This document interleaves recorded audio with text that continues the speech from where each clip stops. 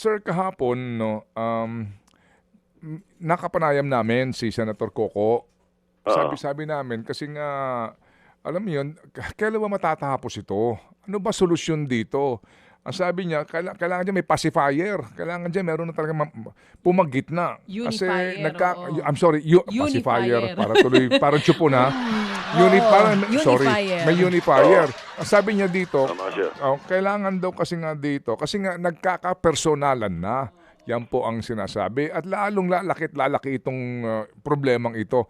Kayo po, sir, ano ho ang inyong naiisip bilang nakatatanda sa lahat dyan sa kanila? Ano po ang inyong naiisip po na solusyon para po ma-resolve na itong problemang ito? Tama yung sinabi ni Senator Pimentel, former SP Coco. Tama yung sinabi niya. Kailangan natin unifier. That is the reason I specifically suggested that we elect Sherwin Gatchalian. Makita kasi natin the way Sherwin handled the 2026 budget after the controversy of so many years ng budget, di ba? Very professional, hands-on, transparent, wala siyang kaaway doon sa left side or right side of the aisle. Tama yun eh. Yun ang nakita ko eh. Siya nakita ko na pwedeng unifier. And then the other thing is, pwede ba kaya lang mga executive department kung gusto nila, imbitahin ng sila ganito, imbitahin itong ganito, pag-usapan. Nangyari nung araw yan eh, pero ibang klase naman kasi nung araw eh. Nung araw kasi doon sa House of Representatives, nung si Alan Cayetano mayroon deal with Lord Alan Velasco, na hati sila.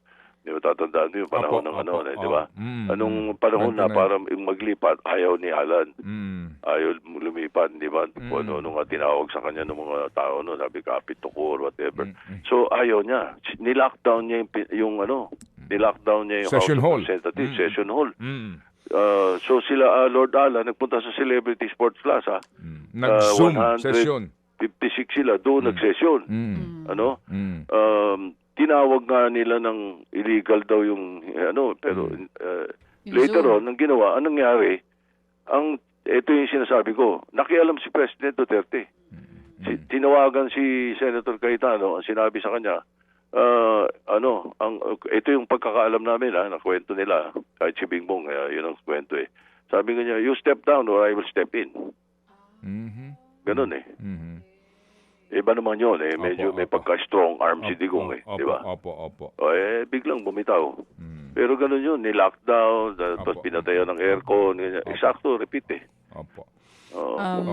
Senator, sabi nyo, iba yun. May pagka-strong arm si Duterte. Kung ngayon sobrang gulo na sa Senado, should the President step in at gawin na rin yun? Hindi ba strong ang arms ni BBM?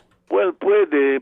Pero pwede pakipag-usapan. Pero, ano ba pag-uusapan namin eh?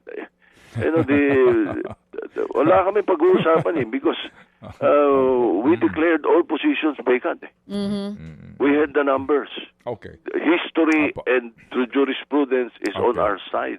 Mga kapatid, patuloy po kayong tumutok sa 105.9 True FM para sa totoong balita, impormasyon, music and entertainment. Mag-subscribe sa aming YouTube channel at podcast at sundan nyo kami sa Facebook, Instagram, X at TikTok sa True Network PH. Bisitahin din po ang aming official website, truefm.ph.